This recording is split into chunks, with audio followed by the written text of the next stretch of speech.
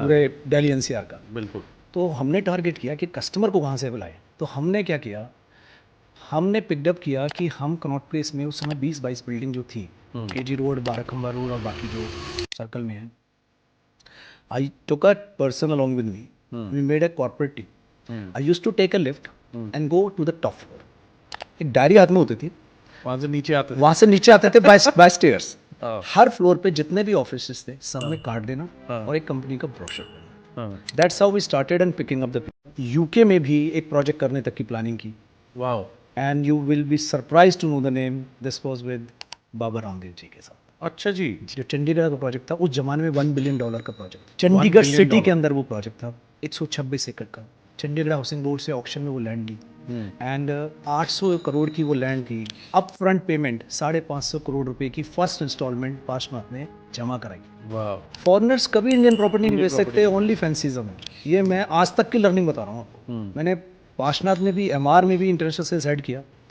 कभी भी foreigner Indian property नहीं बेच पाते, इंडियन ही बेच। इंडियन ही बेच पाते हैं, क्योंकि यहाँ का जो वर्किंग कल्चर है, जो सिस्टम है, वो वही आज तो रेरा फिर भी आ गया है, फिर भी वो यहाँ के जो कॉम्प्लेक्सिटीज है ना, वो उसके साथ कंफर्टेबल नहीं हो। नॉर्थ इंडिया में सेकंड बिगेस्ट मार्केट है चंडीगढ़, चंडीगढ़ ट्राई सिटी। हाँ वही वाई। अब वो क्यों है? अब देखिए, दिल्ली के भी मेजर डेवलपर्स, उनका पिछले 10-15 साल से पूरा इंटरेस्ट है चंडीगढ़ में काम करने का। बिल्कुल। अब स्टार्ट करें डीएलएफ से। डीएलएफ के 2 बड़े प्रोजेक्ट्स हैं। डीएलएफ ने गुड़गांव से बाहर इतना बड़ा काम कहीं नहीं किया जितना बड़ा उन्होंने पंचकुला और चंडीगढ़ में किया है, न्यू चंडीगढ़। गुड़गांव का सबसे बढ़िया सेक्टर आप अगर प्राइस 1 और 2, क्या रेट होगा? 4 लाख रुपए तक का रेट होगा।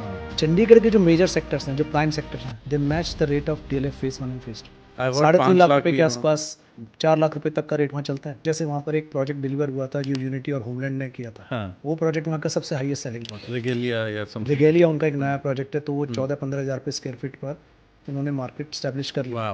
बट अगर आप जो द्वारका एक्सप्रेसवे की प्राइसिंग है और चंडीगढ़ की सिमिलर हो गई, वो ऑलमोस्ट उसके आसपास है। वेल, अगर ये मेरा पॉडकास्ट किसी सीनियर गवर्नमेंट ऑफिसर तक या डिसीजन मेकिंग बॉडी तक पहुंचे, आई वुड हम्बली रिक्वेस्ट कि रेरा में एक चेयरमैन और 2 मेंबर की पोजीशन होती है। एक मेंबर जरूर उन्हें रियल एस्टेट बैकग्राउंड का बंदा फ्रॉम द इंडस्ट्री लेना चाहिए, इंडस्ट्री से लेना चाहिए। यस। अब ये रेरा एक सेंट्रल लॉ पास हुआ था, सेंट्रल गवर्नमेंट ने पास किया था, स्टेट ने इसको नोटिफाई करके स्टेट में अंदर इम्प्लीमेंट कर दिया।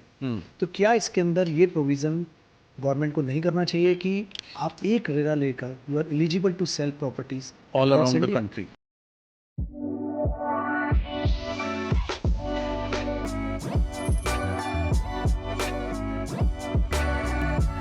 Welcome to Podcast by Space Creators. We are again at the brink of an interesting episode. आपने ये स्टोरी सुनी होगी कि a lot of people want to shift from North India to Gurgaon for career opportunities. मगर ये story बहुत कम सुनी होगी. Somebody who's born and brought up in Delhi NCR shifts to Mohali or Chandigarh for greater opportunities and a better lifestyle. So we have somebody very interesting, somebody who has worked with top developers like Emaar, IREO, Parsavnath, Omax, and then took a plunge and shifted to Punjab or Mohali. And he's seen the market of Mohali and Chandigarh grow like anything. He says, the way I used to work in Europe, similarly, I just take 5 minutes to reach my office from my home.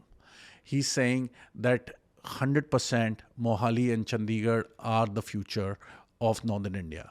He told us a lot of insights about RERA, which is the Real Estate Regulatory Act, and how education can help the future of real estate in the country.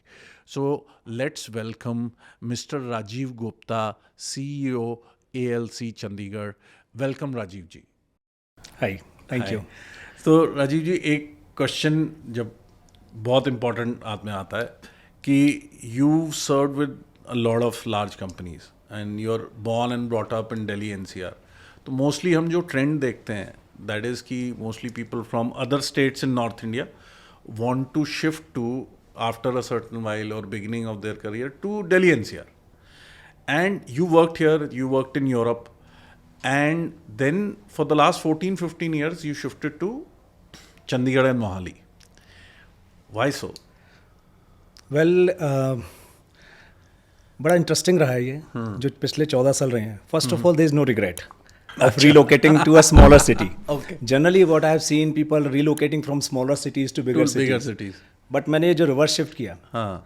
मेरे पास reasons हैं उसके, दो prime reasons हैं. सबसे पहला तो जो मैंने आपने मेंशन किया कि मैंने 3 साल यूरोप में जो लगाए, I have seen that lifestyle, the comfort of living, walk to work culture, the convenience, no traffic chaos and all that. So when I relocated back in India in 2006, तो दिल्ली में 3-4 साल काम किया, you know, though I was working with good companies with a good role, but I still found something was lacking. So somewhere मेरे mind में तो था कि चंडीगढ़ एक ऐसा शहर है जो इस तरह के लाइफस्टाइल को मैच करता है या अट्रैक्ट करता है. What you saw in Europe. So yeah, that somewhere comparable. एक तो वो प्राइम रीजन था. दूसरा, you need to have a opportunity also in hand. You just can't make a living somewhere and you know you leave your working somewhere else. So while I was working in Emaar, I was working initially. I joined as an international sales head. So I was handling there all the projects, pan-India projects, sales promotions in UK, Singapore, Dubai. So I used to travel a lot. So in the meantime, after joining, only 6 months later, the promoters, I mean, MRMGF के जो chairman थे, he said कि we need a person to handle their project in Chandigarh. Okay. So this is where my role came into picture. So I immediately said yes to that. And MRMGF का सबसे बड़ा project जिसमें 700 एकड़ में करीब development already चल रही थी, 3000 एकड़ का land bank. Wow. In Mohali. In Mohali.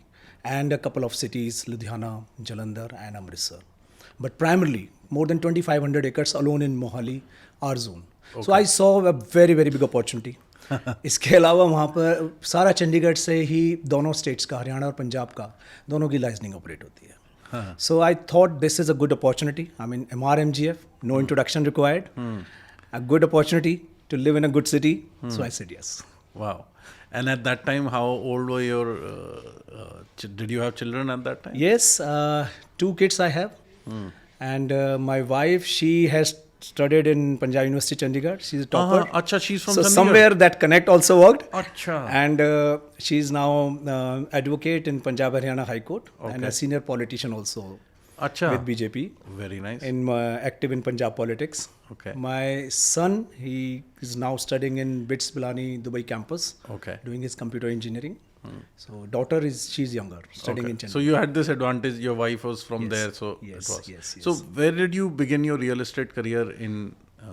Well, as you mentioned कि मैं Delhi NCR से belong करता हूँ. My education happened I'm a law graduate. Acha, you're a law graduate. I'm a law graduate, and law I did by not by choice, but with a parental push.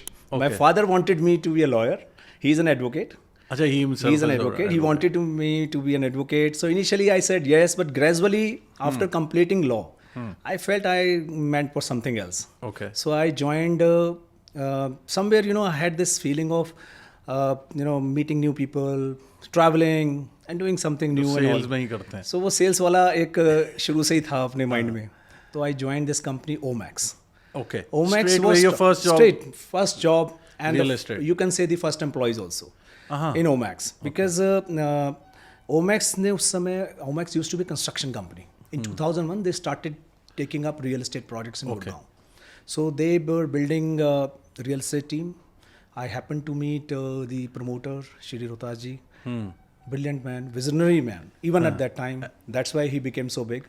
So got the opportunity to work with him. So we started with this place, South Avenue on Sohana Road. Sohana Road. तो सोहाना road की आप situation imagine नहीं कर सकते कि And उस आपने time पे क्या सेल्स में ज्वाइन किया. सेल्स में ज्वाइन किया. Okay. So we were selling floors. 350 गज के प्लॉट पर फ्लोर्स बना के बेचते थे. तब 3 फ्लोर होते थे. सॉरी 3 फ्लोर ग्राउंड 3 फ्लोर होते थे. और सैंपल फ्लैट का कॉन्सेप्ट सबसे पहले हमने शुरू किया था ओमैक्स में. अच्छा. और बहुत लेविश वॉशरूम बनाया उसमें. क्योंकि लोगों को एक अट्रैक्शन देना था. 2 चीज़ों पे हमने लोगों को पकड़ा कि सोहना रोड क्यों. पहले तो सोहना रोड पे जाना बहुत बड़ी बात थी. बहुत बड़ी बात थी. मतलब Sohna road, MG road, golf course road पे तो सड़क ही नहीं थी. तब सोहना रोड तो फिर भी क्योंकि ये स्टेट हाईवे था, पहले कनेक्ट करता था अलवर वगैरह को, इस वजह से लोग आते जाते थे. गोल्फ कोर्स रोड तो बाद में डेवलप हुई है. वहाँ तो आपको जाना है तो कच्चे कुच्चे रास्तों से निकल के जाते थे. तो वही कनेक्ट था बस खाली. ये एक्सटेंशन रोड तो एग्जिस्ट ही नहीं करती थी. तो ये बहुत बेसिक इंफ्रास्ट्रक्चर था, तो Sohna road started picking up, और जो इनिशियल बायर्स थे they were mainly from Connaught Place, और जो इंडस्ट्रियल एरिया है, ये जो उद्योग विहार है, उद्योग विहार जिनकी वहाँ फैक्ट्रीज थी, जिनकी वहाँ फैक्ट्रीज थी, HCL है और कई कंपनीज थी, काफ़ी हमने वहाँ पे कॉर्पोरेट प्रेजेंटेशन की। आपने टारगेट ही उन लोगों को किया पहले? आपको मैं बताता हूँ बड़ा इंटरेस्टिंग चीज़, बीच में क्योंकि प्रमोशन तो इतना था नहीं उस समय रियल एस्टेट में, ये पूरा हाईवे में एक भी फ्लाईओवर नहीं था, पूरा बहुत ब्लॉक स्ट्रेट वे था। तो Connaught Place used to be the biggest office hub पूरे दिल्ली NCR का। बिल्कुल। तो हमने टारगेट किया कि कस्टमर को कहाँ से बुलाएं, तो हमने क्या किया, हमने पिकअप किया कि हम कनॉट प्लेस में उस समय 20-22 बिल्डिंग जो थी, KG रोड, बाराखंबा रोड और बाकी जो सर्कल में है, I took a person along with me, we made a corporate team, I used to take a lift and go to the top floor. एक डायरी हाथ में होती थी, वहाँ से नीचे आते थे बाय स्टेयर्स। हर फ्लोर पे जितने भी ऑफिस थे सब में कार्ड देना और एक कंपनी का ब्रोशर देना। That's how we started and picking up the people. Okay. Over the weekend, we used to sit at the office, at the site. Team में से कोई आएगा, somebody will turn up, and one of the person will call them, जिसका भी जरा भी interest होगा, and will ensure कि उनके साइट विजिट होंगे। Wow. This is how we started. Sir. Wow. And it worked.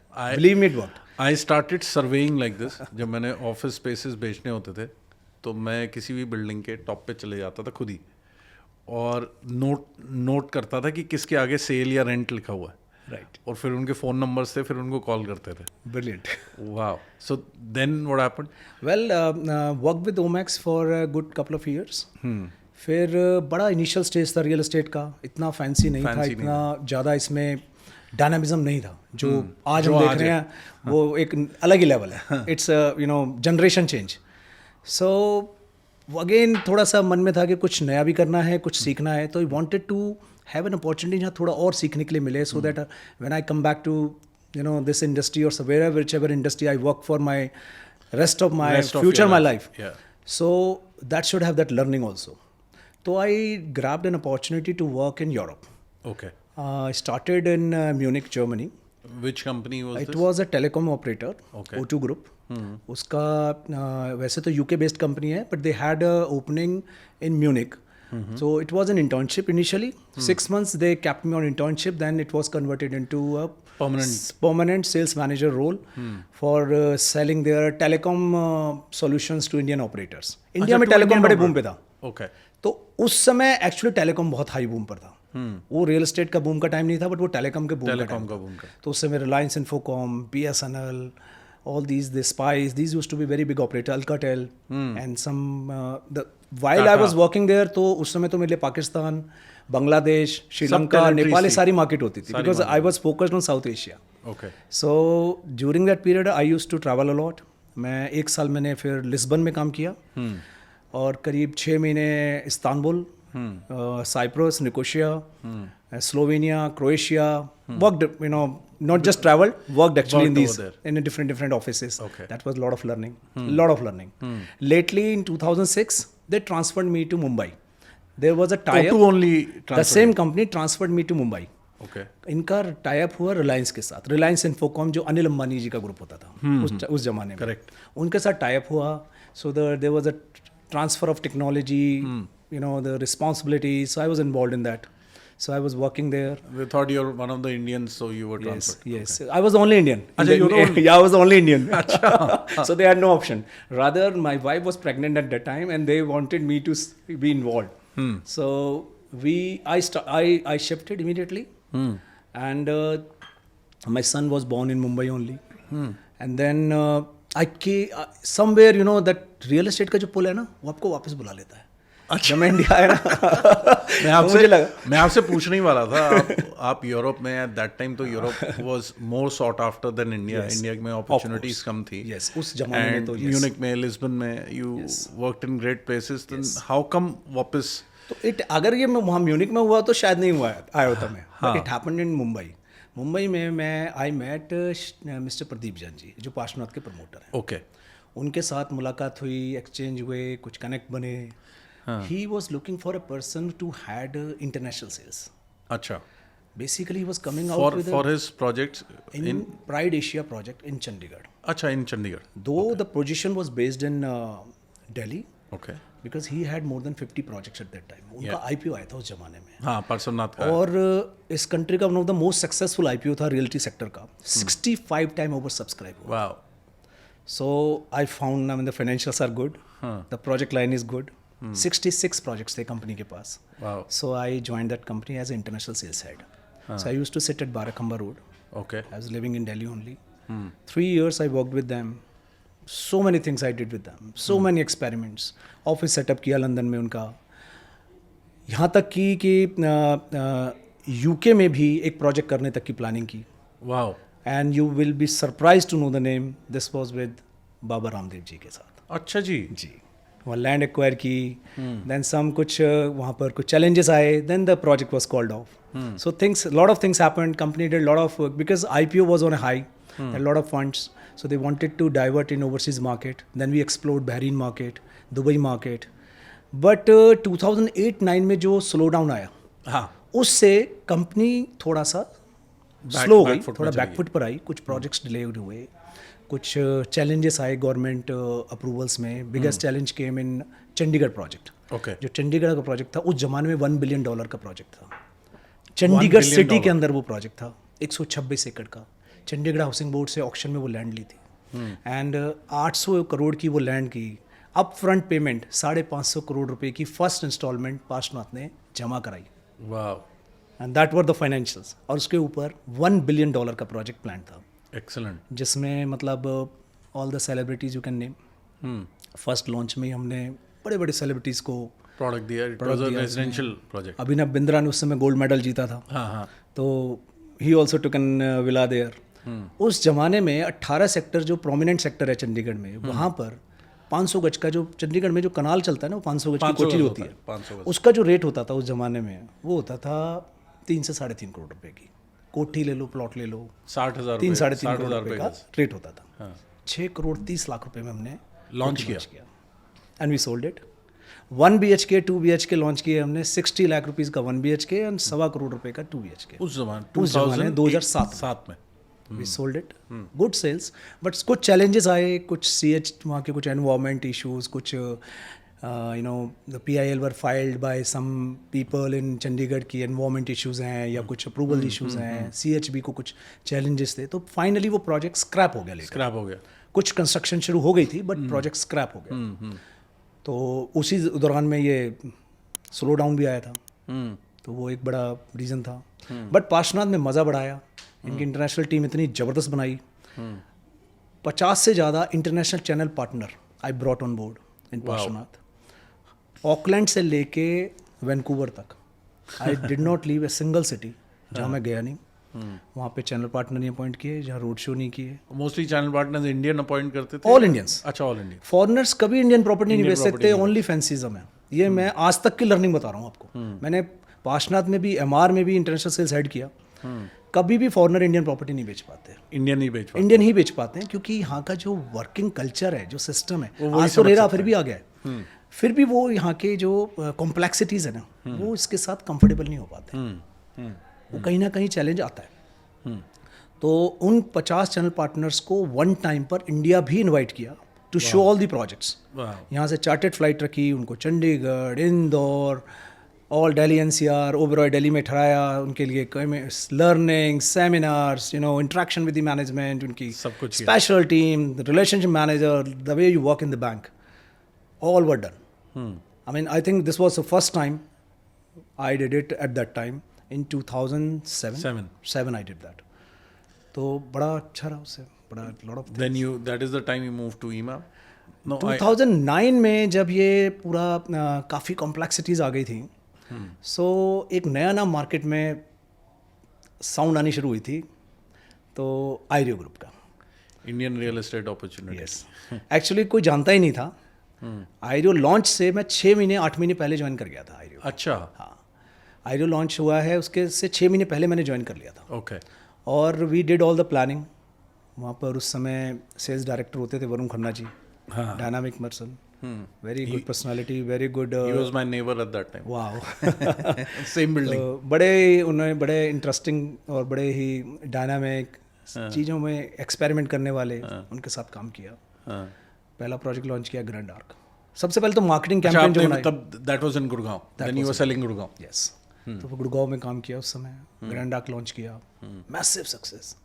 Delhi में पहले जब लॉन्च करने वाले थे लोगों को आईरियो का नाम ही नहीं सुना था, पता नहीं कि हमारी ब्रोकर मीट में कितने लोग आएंगे, but you will not believe कि हमें दरवाज़ा बंद करना पड़ा एक टाइम पे आके कि रूम में कैपेसिटी नहीं है इतने लोग आ गए थे।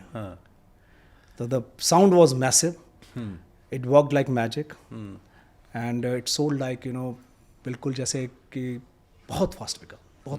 और one of the highest means most expensive भी था। हाँ, 45,500 रुपये में हमने लॉन्च किया था उस समय, देखो आप। और एक शॉट और एक्सटेंशन रोड पे जो रेट था वो 3,000 रुपये का रेट चलता था। टाटा राइसिना आपके साथ ही लॉन्च हुआ था? वो बाद में आया। And that was launch cheaper than this one? इसके आसपास ही रेट था उसका। अच्छा, इसके टाटा का जो प्राइसिंग होती है वो रेस्ट ऑफ मार्केट से हमेशा 20% ऊपर उनका ब्रांड डिजर्व करता है, तो वो इसके आसपास ही था।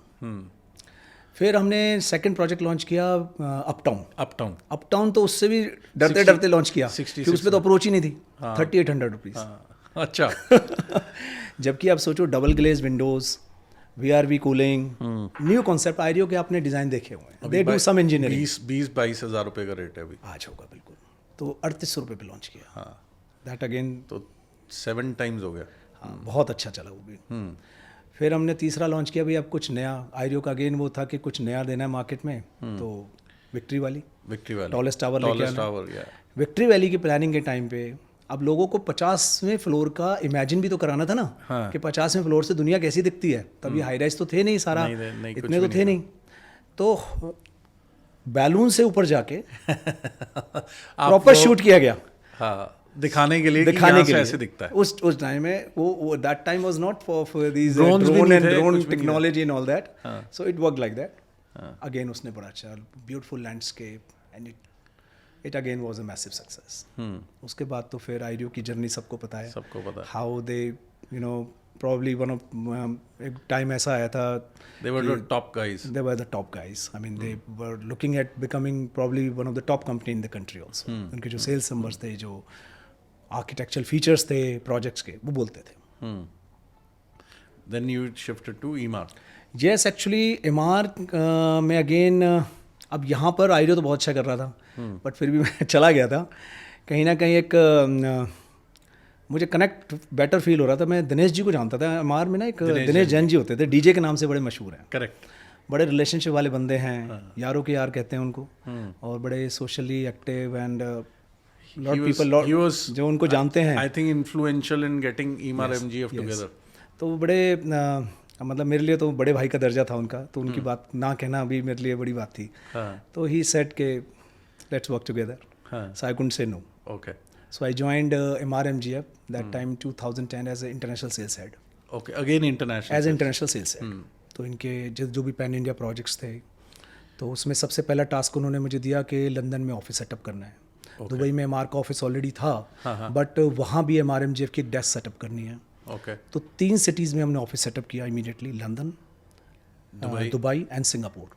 तो यहाँ से ही कुछ स्टाफ अपॉइंट किया, लंदन में वहीं से हायर किया, तो started working. And you were selling Gurgaon over there? All Gurgaon, Chennai, Chandigarh, Jaipur, सारे प्रोजेक्ट जो भी थे EMAR MGF के, तो those we were selling all abroad.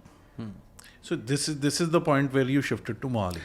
Actually, 6 months while I was working in this role, तो I had a meeting with the chairman, Shravan Gupta ji. He wanted somebody to handle Chandigarh project. Chandigarh में EMAR MGF का सबसे बड़ा stake था, 3,000 एकड़ land, Mohali reason में, Punjab reason में, और सारी आर जोन की land, prime location land, and मतलब जो सबसे जो प्रोमिनेंट लोकेशन है एयरपोर्ट रोड के आसपास की। अगर कुछ सेक्टर्स की बात करें तो 12-13 सेक्टर्स ही नहीं गए, सो लाइक दैट। और ऑलरेडी एक प्रोजेक्ट का लाइसेंस आ चुका था, उसमें काफ़ी ज़बरदस्त रिस्पॉन्स था, तो they wanted somebody to handle that along with the overseas sales role. तो I said कि मेरे को चंडीगढ़ जाना मेरे कहीं ना कहीं दिमाग में, दिल में था भी, because of Europe. So because of that my background with Europe and my family connect also. So somewhere मुझे लगा इससे बढ़िया अपॉर्चुनिटी नहीं मिलेगी इस शहर में काम करने के लिए, तो इससे बढ़िया ना कंपनी मिलेगी, ना इससे बढ़िया अपॉर्चुनिटी मिलेगी। The financial remuneration were brilliant. The city is beautiful. The project is brilliant. So I picked up that. And your wife must be very happy. Very happy. that you shifted there. वो भी एक बहुत बड़ा सुकून है. And that's where she could pursue her career as well. Yes.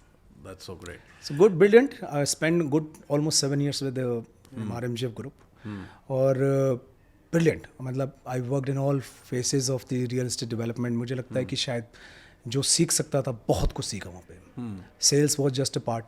क्योंकि उसके बाद तो फिर then I was involved in the land acquisition, the planning, the approvals, the complete cash flow management of that project. Now, tell me one thing. You worked with one of the top telecom companies of the world. Were they paying you better or real estate paid better? Well, real estate, I would say. That is because of the salaries are higher or the incentives. No, actually, salaries, I would say, Europe में भी अगर हम 20 years back देखते हैं तो उस समय इतनी बहुत हैंडसम सैलरीज यूरोप में भी नहीं होती थी. अच्छा. There were like I mean as compare to India में उस समय जो सैलरी थी उससे तो बेटर था. हाँ. बट अगर मैं आज के कंपैरिजन में ले जाता हूँ उसको तो मुझे लगता है यूरोप में तो वो जो इकोनॉमी है उसको कहीं नहीं मैच करती. वो कहीं भी नहीं मैच करती. आज इंडिया में आप देखिए, अगर आप गुड़गांव में अगर आप एक सेल्स मैनेजर भी हायर करने जाएंगे आपको 1.5 लाख का बजट मिनिमम रखना पड़ेगा. Minimum starting salary. That's a starting salary. तो और जैसे जैसे आप ऊपर जाएंगे, I mean there is no limit. I mean incentives are at the top. ये तो सीटीसी है. And mostly people earn more out of incentives than salary. Actually, real estate की तो बहुत बड़ी साइकिल रही है ये. Yeah. And then you changed from Emaar to? Well, Emaar का जो change था ना, that was not by choice. By choice. I'll be honest, very honest. Emaar MGF का हुआ demerger 2016 में. 2016 में demerger हुआ. तो जितनी भी leadership team थी, they were supposed to leave the organization as a part of the facilitation in the arrangement. So Emaar was taking over, MGF was taking the land parcels. The land parcels. We know the story. Yeah. So, I mean, I was doing very good. Everything was good. तो that change happened. So मेरे पास choices थी कुछ. दिल्ली में आने का भी choice था, वहाँ रहने का, but first choice तो पंजाब ही था पहले से. वहाँ experience बड़ा अच्छा हो चुका, settle भी हो चुके थे. Licensing में भी अच्छे network था, सब तरह से. तो IREO group में मेरे relation पुराने better Because you had worked here. Yeah, I had worked. And you will believe कि मुझे दिल्ली भी नहीं आना पड़ा दोबारा इंटरव्यू देने के लिए. I just made a call. Okay. In IREO, and they said, please join immediately. And you joined? I joined IREO. In Punjab? I came later to the head office in Gurgaon. First I joined in IREO, Punjab. Very good. एक चीज़ बताओ, when Emaar and MGF was a very big success, we all know, in Gurgaon also, even in Punjab, when the demerger happened, at that time, what did you guys as the sales, because you were the faces, what did you have to face from the customer side? Well, कुछ ऐसा बहुत बड़ा challenge नहीं था. एक 6 महीने का थोड़ा सा पीरियड टफ आया था. बिकॉज इन्वेस्टर्स को कहीं पर ऐसा कोई स्ट्रेस नहीं था कि भाई this company will not perform. So we had a very good communication, connect with them. Brokers को भी अपने साथ कॉन्फिडेंस में लिया हुआ था कि this process is been done and we would कि हमारा इंटरनल डीमर्जर है but projects will be delivered. Exactly, क्योंकि financials were never a challenge. Never a challenge with this company. Financials were always good. Cash flow were never a problem. Cash flow was never a problem with this company. कभी कोई दिक्कत ऐसी कभी आई नहीं इस group के साथ. तो यस, 6 महीने 8 महीने का कुछ एक पीरियड स्लो डाउन का आया था, but that was internal only. And lately they completed. I mean आज देखिए, प्रीमियम देखिए एमआर के सारे प्रोजेक्ट्स में. RMGF के जितने प्रोजेक्ट्स हैं, अगर मैं मोहाली की बात करूँ, मोहाली में जो लॉन्च हुआ था वो 11,500 रुपये स्क्वायर यार्ड पे लॉन्च हुआ था. प्लॉट्स आज उसकी ट्रेडिंग वैल्यू कहीं ना कहीं 70 से 80 हज़ार रुपये का एवरेज ट्रेडिंग, यानी कि 6 से 7 गुना तो वहाँ पर पैसा बढ़ा ही है लोगों का. तो कहीं घाटे में नहीं है. एंड डिलीवरीज भी हो गई. डिलीवरी देखो 630 एकड़ की डिलीवरी है. 630 एकड़ का मतलब आप इमेजिन करिए, कम से कम 2500 से ज़्यादा प्लॉट्स, राइट, एंड करीब 1000 apartments and very large commercial. जो कि ऑलरेडी डिलीवर्ड है। ये तो सारा मेरे सामने डिलीवर हो चुका था। अच्छा, तभी हो गया this was all delivered during my tenure only. Okay. अब तो वहाँ पर मतलब क्या है, जो प्लॉट्स है उनमें लोगों ने घर बना लिए हैं, कोठियाँ बना ली हैं, ट्रेडिंग होती है। अब तो रीसेल में ही ट्रेडिंग होती है। कंपनी के पास सच कोई बहुत ज़्यादा फ्रेश स्टॉक है नहीं, क्योंकि majority of land parcel is with MGF now. Okay, and then you were with Ireo and then you started Ireo के साथ मैंने again I spend good almost 5 years. another 5 years Another 5 years. I spent good 5 years being Punjab head. I was business head with for Punjab. इनका major project जो था वो था आईरियो waterfront, which is AIPL now. जो कि AIPL को transfer हो गया almost 3 years back.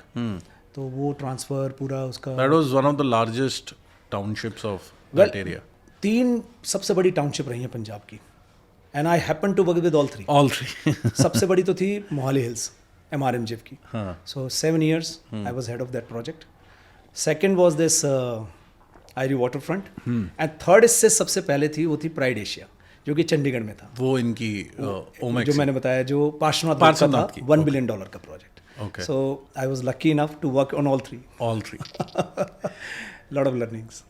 And 2 of them are doing very well. 2 of them are doing well. Third one का क्या है, उसका अब थोड़ा गवर्नमेंट ने कुछ उसका ओरिएंटेशन चेंज कर दिया है, क्योंकि वो पब्लिक प्राइवेट पार्टनरशिप का प्रोजेक्ट था। अच्छा, PPP था। PPP का प्रोजेक्ट था। तो अब CHB is planning to launch on is own. Okay, तो उसका कुछ और प्लानिंग कर रहे हैं उसका। अब एक चीज़ राजीव मैं आपसे पूछना चाहता हूँ, मोहाली की बात करते हैं। Okay, and now you from Ireo you move to ALC. I moved to ALC almost 1.5 year back. Okay, ALC group जो है ना, ये 6 साल पुराना ग्रुप है, चंडीगढ़ बेस्ड ग्रुप है। ओके, इनके 7 प्रोजेक्ट्स हैं। प्रमोटर जो हैं श्री 7 स्टार्ट हुए हैं या डिलीवर कितने हुए? डिलीवर्ड हो चुके हैं। इनमें से 2 प्रोजेक्ट डिलीवर हो चुके हैं, जिसमें एक पंजाब गवर्नमेंट से कमर्शियल लिया था, वेरी प्रोमिनेंट लोकेशन 68 सेक्टर में कमर्शियल प्रोजेक्ट है। It is been delivered. उसमें major brands are already operational. काफ़ी प्रीमियम है, 2.5 से 3 गुना रेट हो गए हैं पिछले 5 सालों में। लोगों ने, इन्वेस्टर ने अच्छा पैसा कमाया उसमें। Very good. इसके अलावा एक प्रोजेक्ट है जो चंडीगढ़ जालंधर रोड पर है, वो प्लॉटिंग डेवलपमेंट है, वो भी डिलीवर्ड हो चुका है। Very good. इसके अलावा 5 प्रोजेक्ट्स जो हैं वो अंडर डेवलपमेंट हैं, जिनमें ऑलरेडी एक रेरा भी आ चुका है, वो भी नियरिंग डेवलपमेंट है, वो भी नियरिंग पोजेशन है। दैट इज़ इन सोनीपत कुंडली नेशनल हाईवे के ऊपर इंडस्ट्रियल प्रोजेक्ट है। इंडस्ट्रियल प्रोजेक्ट है 30 एकड़ का, bank opposite TDI mall, Delhi border से सिर्फ 2 किलोमीटर है। रेरा वगैरह आ चुका है, वो भी नियरिंग कंप्लीशन है। Very good project, very good location.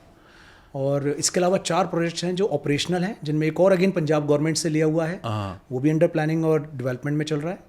और 3 और प्रोजेक्ट्स हैं, जिसमें एक कमर्शियल, एक टाउनशिप, एक अनदर कमर्शियल। Very nice. 40 एकड़ की टाउनशिप है मोहाली सिटी के अंदर ही।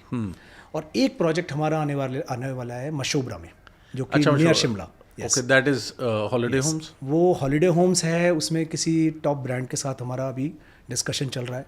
Okay, planning to come out some branded managed luxury cottages and apartments. Very nice. How big is that? वो है करीब अराउंड 50 बीघा, यानी कि 10 एकड़ का प्रोजेक्ट। 10 एकड़। वहाँ 5 बीघे का 1 एकड़ होता है। एक चीज़ बताओ, with such extensive experience you have, आपको तो पूरी अपॉर्चुनिटी होगी टू वेदर इन पंजाब और in Mohali to work with a bigger brand. How come you chose to work with ALC which is okay, it's doing well, but बड़े brand में भी जा सकते थे? वेल, मैं जो उन ऑर्गेनाइजेशन में जो काम किया ना, मैंने I worked in all the departments, specially MRMGF में तो मुझे बहुत एक्सपोजर मिला. कि क्योंकि I was involve with architects, with land team, with liaisoning, legal, sales तो था ही एक साथ में, CRM वगैरह. तो कहीं ना कहीं मेरे को एक ये आई गॉट द फीलिंग कि I can manage the operations अच्छा ऑन दिस रोल.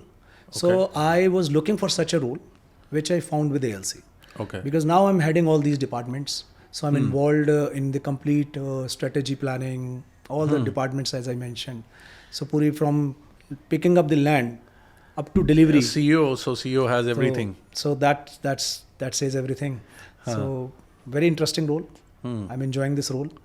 काफ़ी learnings हैं मेरे लिए भी, और जो सीखा है उसको मैं implement कर पा रहा हूँ, experiment कर पा रहा हूँ. तो कुछ नया भी निकल रहा है और कुछ नया सीखने के लिए मिलता है. More freedom, more autonomy. Yes, आपको काफ़ी चॉइस मिल रही है. It's fabulous. एक चीज़ अब बात करते हैं, you know a lot of people may not know that what is happen to Mohali and Chandigarh of late. पिछले 4-5 साल में ऐसा क्या हुआ है, you know the kind of pricing we are talking about, the kind of development we are talking. अभी recent auctions हुए थे तो उसमें आपने बताया कि 93 करोड़ रुपए एकड़ की लैंड किसी ने खरीदी है, yes, licence land. So 63 crore रुपये एकड़ भी आपने बताया. तो ऐसा क्या हुआ, what is happened in the past I would say 3-4 years to Mohali and Chandigarh? देखो चंडीगढ़ मार्केट को ना थोड़ा सा हमें ये समझना होगा. Chandigarh itself is a landlock city. उसके एक तरफ पंचकुला है, एक तरफ पूरा पंजाब है, मोहाली. चंडीगढ़ का अपना कोई ज्योग्राफिकल एक्सपेंशन नहीं है, पॉसिबल ही नहीं है. पॉसिबल ही नहीं है. और हाई राइज वहाँ ज़्यादा वहाँ हाई राइज अलाउड भी नहीं है, और वहाँ पर कोई प्राइवेट डेवलपमेंट के लिए there are no lands available. Okay. So the natural है कि जो वहाँ का डिमांड है वो डाइवर्ट होगा इन दोनों सिटीज़ में. ओके. राइट. तो उस पेरीफरी में दोनों सिटीज मतलब Panchkula and Mohali, majority goes to Mohali because Mohali का लैंड पार्सल बहुत ज़्यादा है. ओके. Panchkula still has a limited availability, फिर थोड़े डिस्टेंसेस आ जाते हैं. तो अगर आप देखेंगे दिल्ली एनसीआर में से अगर आप बाहर निकलेंगे, नॉर्थ इंडिया में सेकंड बिगेस्ट मार्केट है चंडीगढ़ ट्राई सिटी. हाँ वही वाई. अब वो क्यों है, आप देखिए दिल्ली के भी मेजर डेवलपर्स उनका पिछले 10-15 साल से पूरा इंटरेस्ट है चंडीगढ़ में काम करने का. बिल्कुल. अब स्टार्ट करें डीएलएफ से. डीएलएफ के 2 बड़े प्रोजेक्ट्स हैं. डीएलएफ ने गुड़गांव से बाहर इतना बड़ा काम कहीं नहीं किया जितना बड़ा उन्होंने पंचकुला और चंडीगढ़ में किया है, न्यू चंडीगढ़ में. फिर आप आ जाएं, ओमैक्स का नाम ले लीजिए, उन्होंने भी किया. 24 साल पुरानी कंपनी है. आज ओमैक्स का पूरे पैन इंडिया का सबसे बड़ा प्रोजेक्ट चंडीगढ़ में है. अच्छा. 1000 एकड़ प्लस की टाउनशिप है, licence township, prominent location, Mohali में प्रोमिनेंट लोकेशन. अच्छा माल बेचते हैं, अच्छी कलेक्शन है, 10-12 हज़ार उनका से ज़्यादा क्लाइंटेल है. बढ़िया उन्होंने मतलब वहाँ पे डिलीवरी की हुई है. तीसरा आप ले लीजिए MRMGF, चौथा आप ले लीजिए TDI, पांचवा आप ले लीजिए यूनिटेक, छठा आप ले लीजिए आईरियो. मतलब how many people we will talk about. I mean who succeeded, who didn't, that's a different question. तो बट आप देखिए इनका इंटरेस्ट वहाँ पे हमेशा रहा है. अब उसका रीज़न क्या है? रीज़न है उसका सबसे बड़ा डिमांड वहाँ पे किस तरह की आती है. Chandigarh is a migrant city. Chandigarh में क्या है, आपको वैसे तो वो लोग कहते हैं 2 स्टेट की कैपिटल है, मैं कहता हूँ 3 स्टेट की कैपिटल है. वर्चुअली हिमाचल की भी कैपिटल, हिमाचल की भी है. सारा हिमाचली वहाँ पैसा लगाता है. हाँ. इसके अलावा जितना भी नॉर्दर्न हरियाणा है और पंजाब का तो सारा इंटीरियर वहीं पैसा लगाता है. रीजंस है, बेटर एजुकेशन, हॉस्पिटल बहुत अच्छे हैं, मेडिकल फैसिलिटीज़ बहुत अच्छी हैं, एयरपोर्ट बहुत शानदार है, वहाँ का ट्रांसपोर्टेशन सिस्टम इज़ सुपीरियर. मतलब ट्रांसपोर्टेशन आई वुड से कि वहाँ पर एक कैलकुलेटेड डिस्टेंसेस है. आपने कहीं जाना है, यू नो कि डिस्टेंसेस आर नॉट मच, कि वो एक बड़ा कन्वीनियंस है, आप पहुँच जाओगे, you know the distance and time. तो वो एक बहुत बड़ा, आज चंडीगढ़ एयरपोर्ट से पूरा इंडिया में 40+ फ्लाइटें चलती है. और कुछ इंटरनेशनल फ्लाइट्स भी ऑलरेडी 2 तो चल रही हैं और फ्यू आर ऑन बोर्ड. वहाँ पर एक और आपको मैं बड़ा इंटरेस्टिंग चीज़ बताता हूँ कि चंडीगढ़ में जो NRI बाइंग है that is higher than average buying in Gurgaon और any other city. How come, I tell you. Average buying का क्या मतलब हुआ? एवरेज बाइंग का अगर मैं बात करूँ, अज्यूमिंग किसी प्रोजेक्ट में 500 अपार्टमेंट्स हैं, ठीक है, ग्रुप हाउसिंग लॉन्च होती है, ठीक है, तो आपको 500 में हो सकता है गुड़गांव में 10% NRI बायर मिलते हों. वहाँ पर जो ये बायर का नंबर है generally it is 18 to 20%. Some time it is higher also. Now this in the last 2 years DLF is doing, from what I heard, about 21-22% in most of their projects. But पहले number lower था. पहले number लो होता था. Actually reasons भी हैं. एकदम से जो पिछले 1-2 साल में तेजी आई है तो it's more of a investor market जो एकदम से. चंडीगढ़ में एंड यूजर मार्केट है या इन्वेस्टर मार्केट है? दोनों है. अच्छा. Both markets. इन्वेस्टर तो मैं समझ गया, एंड यूजर बढ़ कैसे रहा है वहाँ पे? एंड यूजर माइग्रेशन बहुत हो रहा है. पंजाब के इंटीरियर से lot many families, wealthy families, they are relocating to Chandigarh. उनके बच्चों के लिए बेटर एजुकेशन. क्या है ना कि पंजाब में यू नो के फॉरेन जाने का बड़ा एक क्रेज़ होता है. क्रेज़ है, बहुत ज़्यादा क्रेज़. तो उनके पास 2 ऑप्शन है, या तो बच्चों को बाहर भेज दो या बच्चों को लेकर चंडीगढ़ शिफ्ट हो जाओ. तो चंडीगढ़ में कौन तो से, इसलिए बहुत लोग चंडीगढ़ शिफ्ट कौन से एजुकेशनल इंस्टीट्यूशंस हैं? जैसे चंडीगढ़ में देखो ISB है, ISB है, IHM भी है, good very good schools, very good quality schools. और काफ़ी वहाँ पर मेडिकल फैसिलिटीज़ बहुत शानदार हैं. PGI Chandigarh is also very famous. तो इस तरह का जो माहौल है, फिर वर्किंग अपॉर्चुनिटी अच्छी होती जा रही हैं. इन्फोसिस का बड़ा कैंपस है वहाँ पर, और भी कई IT कंपनीज वहाँ ऑपरेट कर रही हैं. अच्छा, IT कंपनीज ऑपरेट कर रही हैं. यस. अच्छा, दूसरा वहाँ पे एक और भी है, पंजाब का जो म्यूज़िक इंडस्ट्री है उसका गढ़ भी चंडीगढ़ है. अच्छा. तो वो एक बहुत बड़ी डिमांड जनरेट करता है. क्योंकि उन्होंने छोटी छोटी कई जगह फिल्म सिटीज़ बनाई हुई हैं। अब आप बॉलीवुड में देखिए, हर नाम के पीछे एक पंजाबी नाम लगा होता है। बिल्कुल लगा होता 80, 70, 90% तो बंदे वही मिलते हैं। अब उनका कहीं ना कहीं यहाँ पे इन्वेस्टमेंट बहुत आती है। अच्छा। शूटिंग के लिए यहाँ आते हैं। तो मैनी फैक्टर्स। फिर हिमाचल के डोर स्टेप पर है लोग, एक वो भी एक बड़ा रीज़न है। हिमाचल की बहुत इन्वेस्टमेंट यहाँ आती है। जो ये एप्पल ऑर्किड्स हैं, इनके जो ओनर्स हैं, बड़े बड़े होटेलियर्स हैं। तो they are making their houses also in Chandigarh. Yes yes yes. Okay. Chandigarh की अगर आप प्राइसिंग भी देखेंगे ना, अगर प्लॉटिंग प्राइसिंग देखें, अब गुड़गांव का सबसे बढ़िया सेक्टर आप अगर प्राइस 1 और 2, हाँ, क्या रेट होगा? 3 साढ़े 3 लाख 4 लाख रुपए तक का रेट होगा। हाँ। गुड़गांव चंडीगढ़ के जो मेजर सेक्टर्स हैं, जो प्राइम सेक्टर्स हैं, they match the rate of DLF phase 1 and phase 2। 3.5 lakh रुपए के आसपास, 4 लाख रुपए तक का रेट वहाँ चलता है। 5 लाख भी सुना है मैंने। 5 लाख भी कोई बहुत प्रोमिनेंट, वैसे जो एवरेज रेट चलता है वो 3 साढ़े 3 लाख रुपए गज से कम का रेट नहीं है। नहीं है। मतलब it is always at par. और मैं 2010 से चीज नोटिस कर रहा हूँ कि हमेशा फेस at 1 का जो रेट होता है वो वही रेट चंडीगढ़ के प्रोमिनेंट सेक्टर का होता है। वाह ये मैंने हमेशा नोटिस किया है। वाह। ग्रुप हाउसिंग का हो सकता है कि वहाँ पर वो रेट ना हो जो यहाँ पर है, because Chandigarh lakhs quality apartments. वहाँ पर Okay. 2-3 projects high rise apartment, क्योंकि वहाँ अपार्टमेंट कल्चर बहुत लेटली आया है। लेट आया है मेरे ख्याल से, पिछले 2-4 साल में ही आया अब जो अपार्टमेंट्स आ रहे हैं, अब जो ग्रुप हाउसिंग्स आ रही हैं, they are doing very good. I mean they are making good club, all the good facilities जो हम देखते हैं दिल्ली बॉम्बे की मेजर सोसाइटीज़ में, वो आ रहे हैं। तो अगर उस पर्सपेक्टिव से देखें, जैसे वहाँ पर एक प्रोजेक्ट डिलीवर हुआ था जो यूनिटी और होमलैंड ने किया था। हाँ। वो प्रोजेक्ट वहाँ का सबसे हाईएस्ट सेलिंग प्रोडक्ट है। रेगेलिया या समथिंग। रेगेलिया उनका एक नया प्रोजेक्ट है, तो वो 14-15 हज़ार रुपये स्क्वायर फीट पर उन्होंने मार्केट स्टैब्लिश कर लिया। बट अगर आप जो द्वारका एक्सप्रेसवे की प्राइसिंग है और चंडीगढ़ की सिमिलर हो गई है, वो ऑलमोस्ट उसके आसपास है। बट अगर हम नीचे, अगर एक लेवल नीचे आते हैं, तो वहाँ पर सब कुछ 7 से 8 हज़ार रुपये स्क्वायर फीट है। वाह। तो these are the 2 types of markets. अब माइग्रेंट सिटी गुड़गांव भी है, और कहते हैं नॉर्थ इंडिया से एवरी ईयर 1-1.5 लाख लोग माइग्रेट होते हैं गुड़गांव में, और आप बोल रहे हो माइग्रेंट सिटी चंडीगढ़ भी है, ठीक है। अब क्या हम ये मानेंगे कि Chandigarh is kind of giving competition to Gurgaon, I don't think so. और it is a separate market? I don't think so. अच्छा। I don't think so. Gurgaon का जो साइज ऑफ मार्केट है वो चंडीगढ़ से कई गुना बड़ा। कई गुना बड़ा। लेट्स बी ऑनेस्ट, उसमें कोई डाउट नहीं है। यहाँ पर जो डिमांड है वो बहुत नेचुरल डिमांड है। यहाँ पर ह्यूज है। यहाँ पर जो कॉर्पोरेट जितने यहाँ पर इस्टेब्लिश्ड हैं, जो वर्क अपॉर्चुनिटीज़ हैं यहाँ पर मेंस, तो यहाँ की पेइंग कैपेसिटी भी ज़्यादा है लोगों की। वहाँ पर जो माइग्रेंट्स हैं, those are more of business families. अच्छा, राइट। वो जो मैं यही पूछने वाला था कि जॉब अपॉर्चुनिटीज कैसी हैं वहाँ पे? Job opportunities, I would say it's, I mean no comparison with Gurgaon. It's decent, but it's not a place कि जहाँ आपको बहुत high paying jobs are located in Chandigarh. It's growing, it's doing well, but there are limited scope for the job. अगर we look at the job opportunities, but अगर किसी को job भी करनी है, रीजनेबल और सुकून भी चाहिए, फिर वो सिटी चंडीगढ़ है। अच्छा। हाँ, वहाँ जो हम बात करते हैं ना, वॉक टू वर्क कल्चर, वो वहाँ पॉसिबल है। वहाँ आपके पास टाइम है फैमिली के लिए भी, आप और उतना टाइम आपका वॉक टू वर्क है 5 minutes by car. 5 minutes by car, very nice. पता भी नहीं लगता। आप CEO हो तो आपने ऑफिस पास में बनवा लिया? ऐसा नहीं है, ऐसा नहीं है। It's in the one of the our company का जो डिलीवर्ड प्रोजेक्ट है, उसी में कॉर्पोरेट ऑफिस है। Okay. And my house is not far, it's on the airport road only. But अगर कहीं चंडीगढ़ में डिस्टेंस भी होता तो 20 मिनट से ज़्यादा नहीं होता। नहीं होता। 20 minutes is nothing if you are coming out. एक टाइम में हम गुड़गांव में भी ऐसे ही बोलते थे, कहीं भी जाना है 15-20 मिनट में पहुंच जाओ, but now it's not possible. कई बार ये चौक नहीं क्रॉस होता। तो चंडीगढ़ में वो केस नहीं है। चंडीगढ़ में आप मैनेज कर लेते हो। ओके। नाउ एक चीज़ और बताओ, very important, that there are there very experienced and professional people also with the developers of Chandigarh? Yes, a lot. Enough and more a are lot. over there. Very good teams. Mostly experienced from Gurgaon और वहीं पे build किए हैं? Well, mix है, मैं कहूँगा ये mix है।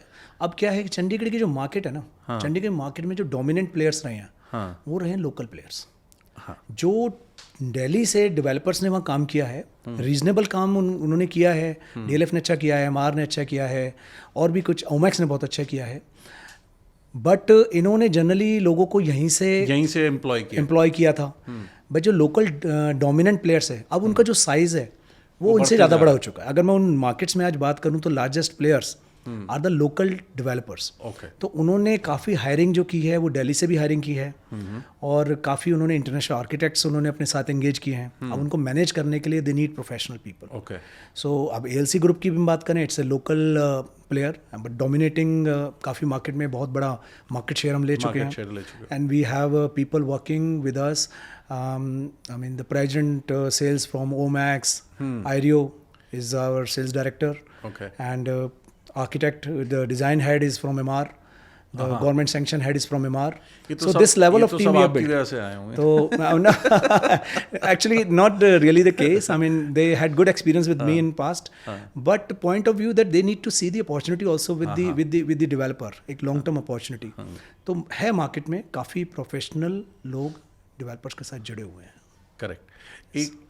एक चीज़ और बताइए आप कि फ्यूचर ऑफ चंडीगढ़ जो है उसके अंदर जॉब अपॉर्चुनिटीज़ आप देखते हो, और देखते हो तो कौन से सेक्टर में देखते हो? चंडीगढ़ में जो मेजर सेक्टर जो इमर्ज हो रहा है, एक तो IT बहुत इमर्ज हो रहा है।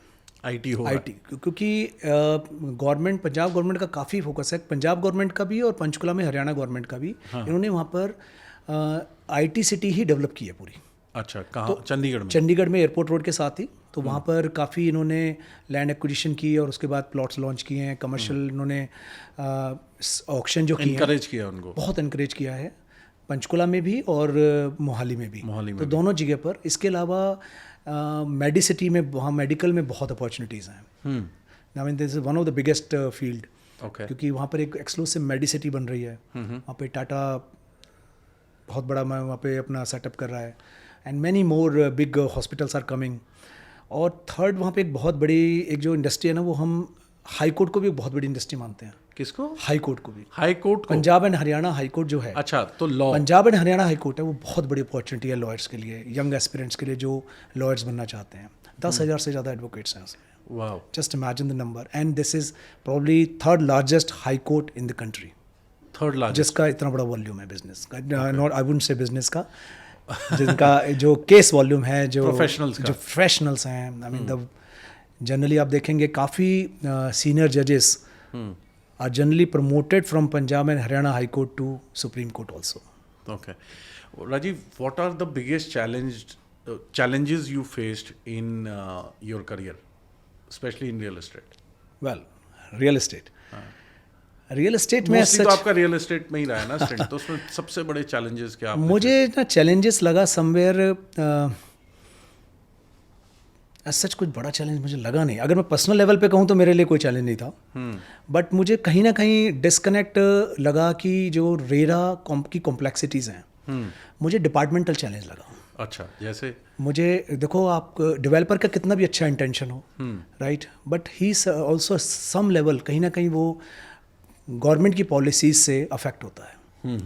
आपको कितनी विंडोज़ पे जाना पड़ता है ग्रुप हाउसिंग अप्रूवल के लिए, कमर्शियल के लिए अप्रूवल के लिए। There is no single window system till date, despite this is the largest employment generating sector, large employment generating sector है कंट्री का, ठीक है। GDP का एक सब्सटेंशियल पार्ट कंट्रीब्यूट करता है, बट अभी तक गवर्नमेंट के पास इसके लिए कोई सिंगल विंडो नहीं है जहाँ पे एक ही बार में हो जाए। और सिंगल विंडो तो सिंगल विंडो, इसके अलावा आप एक डिपार्टमेंट से यू गेन सर्टेन अप्रूवल्स, फिर उसके बाद आप उसको दूसरे में जाते हैं, तीसरे में जाते हैं, वही चीज़ें आपकी रिपीट होती हैं। Finally you land up in RERA. RERA में अगेन जाके, रेरा इज़ अ बॉडी जिसका काम होना चाहिए ऑल द अप्रूवल्स ग्रांटेड होने का, सिंगल विंडो का जिसका ये काम होना चाहिए। They are charging fees, they are putting lot of areas, काफ़ी उन्होंने कॉर्डन ऑफ किया हुआ है कि अब डेवलपर कोई ये कर सकते हो नहीं कर सकते हो। बट कहीं ना कहीं रेरा की भी कुछ रिस्पॉन्सिबिलिटी है to provide ease of business to the developer, कि टाइम बाउंड अप्रूवल्स होने चाहिए, क्योंकि उससे डिलीवरी इफेक्ट होती है कहीं ना कहीं। सिर्फ एक ये मुझे बड़ा चैलेंज लगता है इस इंडस्ट्री का। अदरवाइज इंडस्ट्री में कैश फ्लो कोई दिक्कत नहीं है, मार्केट साइज बहुत बड़ा है, एग्जीक्यूशन के लिए सफिशिएंट मैन पावर है इस इंडस्ट्री में, एक्सपर्ट्स हैं मार्केट में, बड़ी बड़ी कंपनियां इसमें आ रही हैं। सिर्फ गवर्नमेंट को ये इशू हैंडल करना है, this industry can flourish, I mean a very fast speed. And RERA also in every state is different. आप देखो, रेरा में मैं आपको सबसे बड़ी चीज़ बताता हूँ। अभी सुप्रीम कोर्ट के जज ने, जस्टिस सूर्यकांत जी ने क्या स्टेटमेंट दी कि RERA body has become rehabilitation centre of former bureaucrats. Rehabilitation center. Now imagine this statement. Why he had to say that? I'll share you a very interesting fact. Twice I was shortlisted for RERA member position. In अच्छा. both in Haryana and Punjab. Very good. Both time. Okay. And Justice Surakant जी ने interview लिया था. अच्छा. मैं sharing this personal fact with you. ठीक है जी. अब चलिए I was amongst the last few people and unfortunately I didn't make it for whatever reasons. Whatever, yeah. But I knew I had the enough knowledge of the industry and the law. Industry and the law. But anyways, the destiny had something else for me. So, I mean, the people appointed, I'm not taking anybody's name, but they have no real estate background. They just, they were serving as a probably somebody retired judge, somebody, you know, was a retired IS officer, somebody served in XYZ position. But they had no connect with the requirement of real estate practices. ये नया law है. इस नए law को implement करने के लिए, ये डेवलपर के लिए भी नया लॉ है, गवर्नमेंट के लिए भी नया लॉ है. रियल एस्टेट के आपको लोग एक एक्सपर्ट बंदा चाहिए जो इसको जो इन्हें कनेक्ट कर सके. ये वैसे ही हो गया जैसे BCCI board of cricket control India में एक समय में अगर आपको ध्यान हो, जो प्रेसिडेंट या फिर जो ऑफिशियल सिलेक्टर सब होते थे, मोस्टली वो क्रिकेटर्स नहीं होते थे. See what will happen then? वो नॉन क्रिकेटर्स होते थे. Yes. बट ऑफ लेट अगर आप देखोगे पूरी की पूरी बॉडी में सब एक्स क्रिकेटर्स हैं. Yes. And I think that is one of the biggest reason why Indian team is doing so well. Well, अगर ये मेरा पॉडकास्ट किसी सीनियर गवर्नमेंट ऑफिसर तक या डिसीजन मेकिंग बॉडी तक पहुंचे, आई वुड हम्बली रिक्वेस्ट कि रेरा में एक चेयरमैन और 2 मेंबर की पोजीशन होती है. एक मेंबर जरूर उन्हें रियल एस्टेट बैकग्राउंड का बंदा फ्रॉम द इंडस्ट्री लेना चाहिए. इंडस्ट्री से लेना चाहिए. Yes. I mean, that will actually make solve a lot of issues. Actually. Wow. तो हम रेरा की जो बात कर रहे थे, अब एक इशू ये भी तो आता है कि मोस्टली जो प्रॉपर्टी कंसल्टेंट्स हैं उनको अगर काम करना है डिफरेंट सिटी में, मतलब अगर मुझे गुड़गांव में बैठ के चंडीगढ़ का प्रोडक्ट बेचना है तो उनको भी अलग रेरा चाहिए होता है. इसकी क्या डिफ़िकल्टीज़ हैं? इसके बहुत बड़ी डिफ़िकल्टी है. देखो, डिजिटल एज की हम एक तरफ बात करते हैं. डिजिटल एज में इट इज़ वेरी इजी कि आप यहाँ से बैठ के दुबई की प्रॉपर्टी बेच रहे हो, और अगर मुझे चंडीगढ़ की प्रॉपर्टी बेचनी है या मुझे लखनऊ की बेचनी है, बॉम्बे की बेचनी है, तो मुझे उस स्टेट का पहले रेरा लेना पड़ेगा और उस स्टेट में मुझे एड्रेस भी लेना पड़ेगा. और मुझे अगर यहाँ से बैठ के दुबई की बेचनी है तो मुझे कुछ नहीं चाहिए.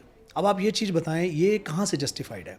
उसके लिए एक नॉर्मल ब्रोकर, एक बंदा जिसके पास उसने अपना एक बिजनेस कर रहा है, let's look at from A common man perspective. एक बहुत बड़ा एम्प्लॉयमेंट है जो ब्रोकर मार्केट है. आप किसी भी सिटी में जाएं, बहुत सारे लोग हैं जिनकी जो जीविका है ना वो ब्रोकरेज से चलती है. बिल्कुल ठीक. आज उसके पास कुछ कनेक्ट है, उसके पास कोई इन्वेस्टर है, उसने लखनऊ में कोई प्रॉपर्टी बेचनी है, नोएडा में कोई बेचनी है, ज़्यादा दूर नहीं जाते. नोएडा तो NCR का ही पार्ट है. बिल्कुल है. He can not cell.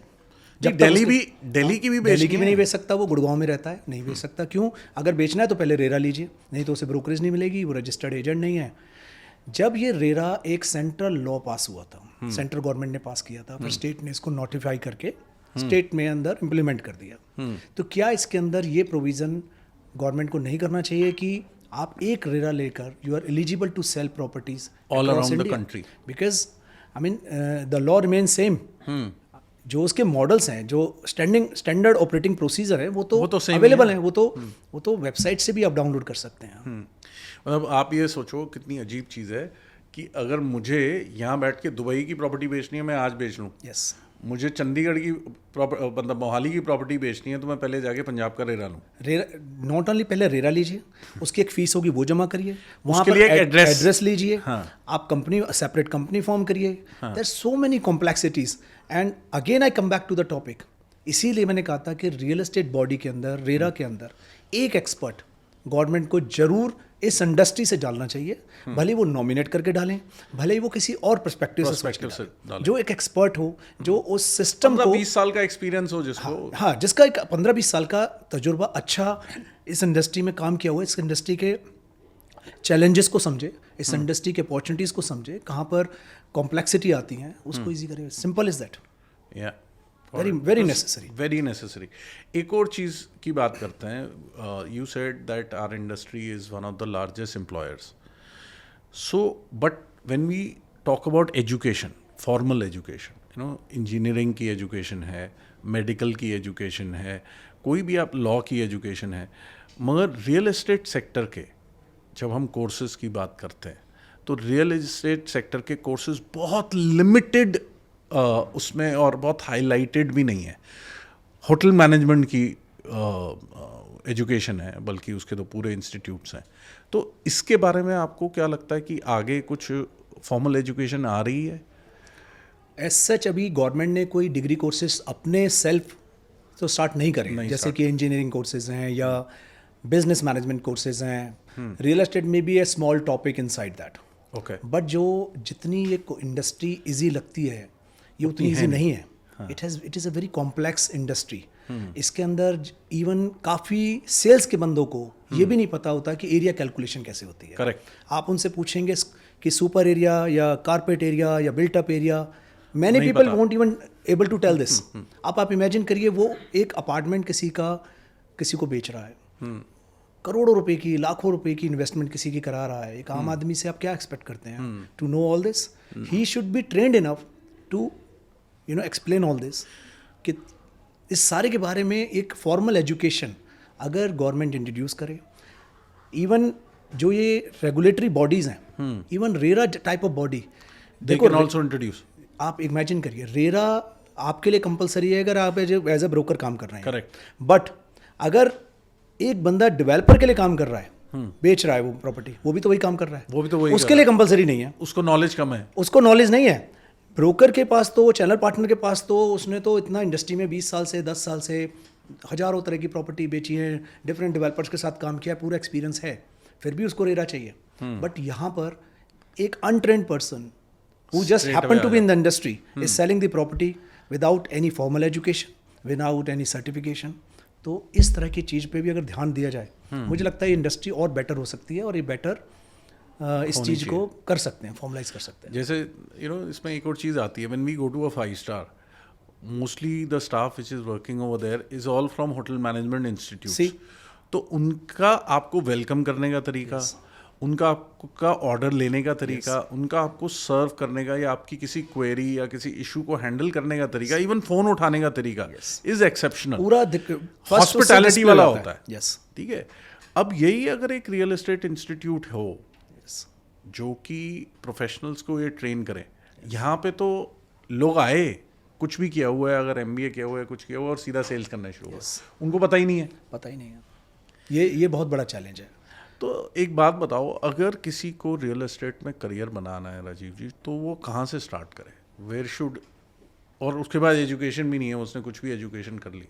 देखो, डिपेंड करता है। अगर he wants to work for some developer, then there is a different model. अब ही वांट्स आप दोनों बता दो। देखो, अगर if he wants to work as with the developer, best scenario यही होता है कि he should rather study more on the layout side than distributing, than studying the brochures. Okay. क्योंकि जनरली क्या होता है, सेल्स के बंदों को ब्रोशर पकड़ा दिए जाते हैं, जाइए और बेचिए। अब वो ब्रोशर के अंदर एरिया की जो कैलकुलेशंस हैं, कस्टमर के जो क्वेश्चंस हैं, मैच नहीं बहुत डिस्कनेक्ट होता है, क्योंकि brochures is not the actual replica of the layout. Okay. तो उनको फर्स्ट जो चीज़ होनी चाहिए किसी भी सेल्स वाले के लिए, मैं सबसे ज़्यादा रिकमेंड करूँगा कि उसे लेआउट स्टडी करना चाहिए। प्रोडक्ट को स्टडी करे, उसके एक्चुअल जो लेआउट अप्रूव हुआ है उसको स्टडी करे। उससे उसको इतने सवालों के जवाब मिलेंगे कि उसकी सेल्स पिच अपने आप बन जाएगी। फिर उसके पास हर सवाल का जवाब होगा। कोई उससे पूछेगा इसका FAR कितना है, इसका ग्राउंड कवरेज कितना है, इसमें ग्रीन कितना है, इसमें सर्विसेज कितनी है, इसमें लोडिंग कितनी है, फिर वो सवालों का जवाब उसे उसी में मिल जाएगा। ये एक टेक्निकल एस्पेक्ट है जो बहुत कॉम्प्लेक्स नहीं है। इसके लिए आपको कोई मैथ्स नहीं चाहिए, कोई आपको कोई साइंस की डिग्री नहीं चाहिए। सिर्फ आप लेआउट लेके बैठेंगे, आप खुद पढ़ सकते हैं, इट्स सो इजी। बट आपके अंदर वो होना चाहिए, वो करने के लिए, स्टडी करने के लिए। अगर लंबा जाना है तो ये करना ही होगा, ये करना पड़ेगा अगर आपको लंबा करियर बनाना है।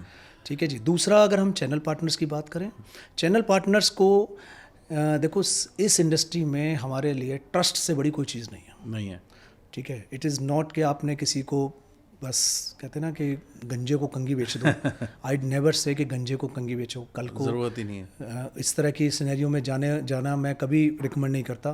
आप ट्रस्ट बनाइए, फेथ बनाइए, एक्चुअल चीज़ कस्टमर को बताइए, समझाइए, उसके एस्पेक्ट सही भी गलत भी सारे सामने रखिए। सिर्फ अपनी एक सेल करने के लिए आप किसी बंदे को अगर एक इन्वेस्टमेंट आप ऐसी करवा दें कि जहाँ से उसके लिए नो लुकिंग बैक हो, तो शायद मुझे लगता नहीं कि आप इससे बड़ा कोई क्राइम कर सकते हैं, कि आप किसी की लाइफ सेविंग को, फॉरएवर लाइफ सेविंग को लगवाने वाले। तो ऐसा लोग क्यों करते हैं? इज इट ग्रीड और lack of knowledge? Both.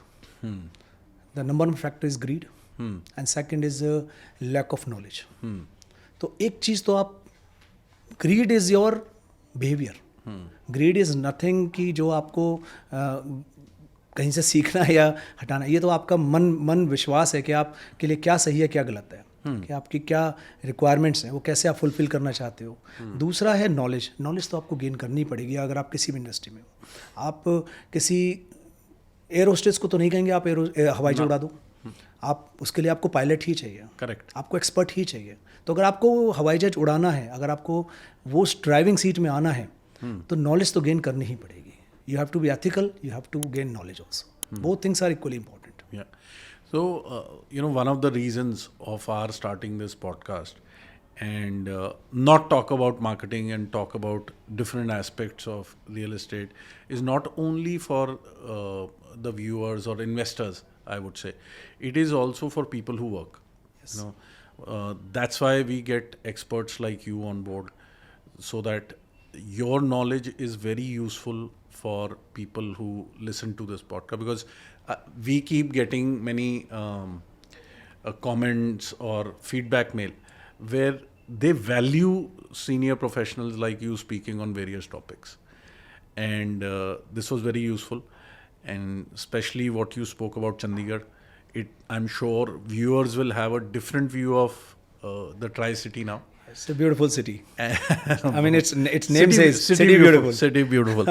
And people will have also a very different view on RERA and different aspects of it, and how to build a career in this. Yes. So thank you very much, Rajiv ji. My pleasure. Thanks for having me on this podcast. I really enjoyed this conversation. Hope to see you again. Looking forward. Thank you so much. Thank you. ये recording नहीं है, ये वैसे बात कर